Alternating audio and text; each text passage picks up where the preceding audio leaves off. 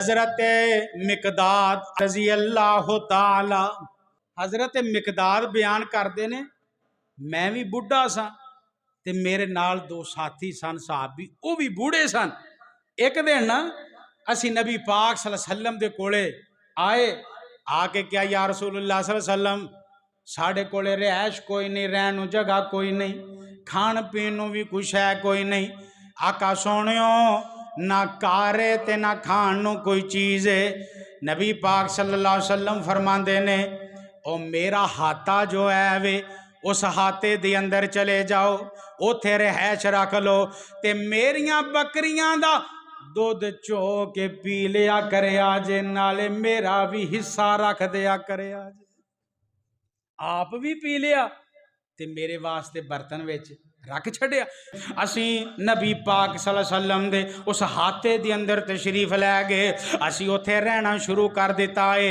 असी बकरियां दा दुध चोना ते आप भी पी लेना ते नबी पाक वास्ते बर्तन च पा के रख देना। हजूर ने तशरीफ लैके आना, असी सुते होंदे ते नबी पाक आके अस्सलामु अलैकुम आहिस्ता आवाज नाल आंदे, ताकि जेड़े जागदे ने सलाम दा जवाब दे देन, जेड़े सुते ने उन्हां दी नींद खराब ना हो। आप बड़ी आराम दे नाल रात नू सलाम आंदे। हजरत मिकदाद बयान करते ने, नबी पाक ने बर्तन उठाया ते आपने दूध पी लिया है। दूसरा दिन आया, तीसरा दिन आया। एक दिन की होया, मैं बकरियां दा दुध चोया ते दुध थोड़ा निकलिया, मैं पी लिया ते मेरे यारां ने भी पी लिया ते दुध ना पिछे भी दो चार घुट रह गए ते मैं ना वो बर्तन जेड़ा इंज करके उथे रख छड़िया। मैं पिया सोची जावां इन्ने को दुध का की करना है। नबी पाक ने हो सकता है किसी ने अज दावत कर छड़ी होवे, आप किते होर तशरीफ लै गए होण। मैं की कीता उस थोड़े जे दुध नू चुक के ते पी लिया है। अल्लाह अकबर, दुध ते मैं पी लिया लेकिन मेरी रात बड़ी औखी नंगी।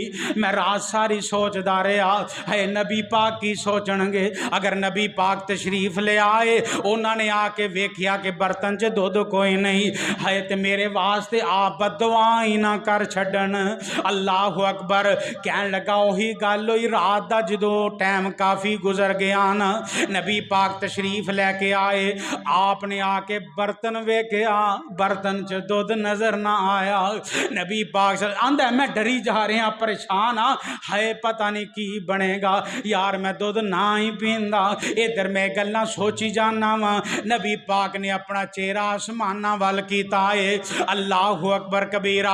ते मैं आख्या मिकदाद, नबी पाक तेरे वास्ते बदवा कर लगे ने। आप फरमांदे ने, अल्लाहुम्मा अत इमन आता अमानी, अल्लाह जेड़ा मैनू खिलाए तू ओनू खिला दे।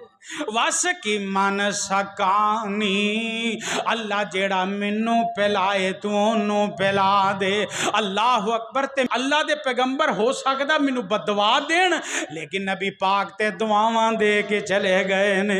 अल्लाह अकबर, ते इसे दुआ नू मैं सुनिया है ते मैं इसे दुआ दा हकदार बनांगा।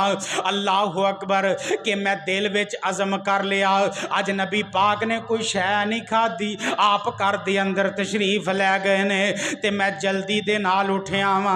एक तेज छुरी उठाई है ते मैं दिल विच अज़म कर लिया है इन्हां बकरियां विचों एक बकरी नू ज़बा करांगा, ओदा गोश्त बना के नबी पाक सल्लल्लाहु अलैहि वसल्लम नू पेश करांगा ते ये बकरी दा जेड़ा मुआवजा बनेगा मैं फिर किसी दिन उतार देवांगा। कहन लगा मैं नवां ही मुआजरा वेखिया, जो मैं उन्हां बकरियां दे कोल गया, मैं की वेख्या उन्हां बकरियां दे दुध हवानियां नाल भरे नजर आए। सुभान अल्लाह, ते मैं दुध चो लिया ते चो के ते नबी पाक कोले तशरीफ लै गया। जाके दरवाजा खड़काया, या रसूल अल्लाह सल्लल्लाहु अलैहि वसल्लम, आका सोनियो मैं तुहाडे वास्ते दुध लैके आया वां।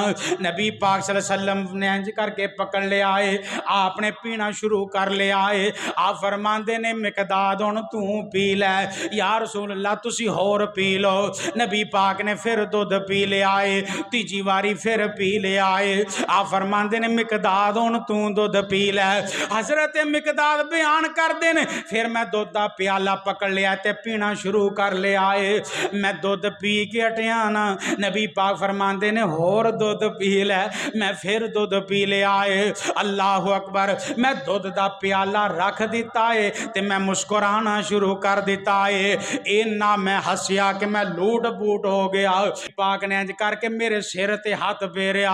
आप फरमांदे ने ये तां बड़ा बुरा हसना है, इवें नहीं हसीदा हुंदा जिवें मिकदाद तू हसदा नजर आ रहे हैं। आका सोहणियो बहुत सही, मैं तुहानू गल्लां सुनाना जो मेरे नाल मुहाजरा पेश आया है। अल्लाह अकबर। सारी गल हजरत मिकदाद ने सुनाई है, इस वजह तो मुस्कुराए सन।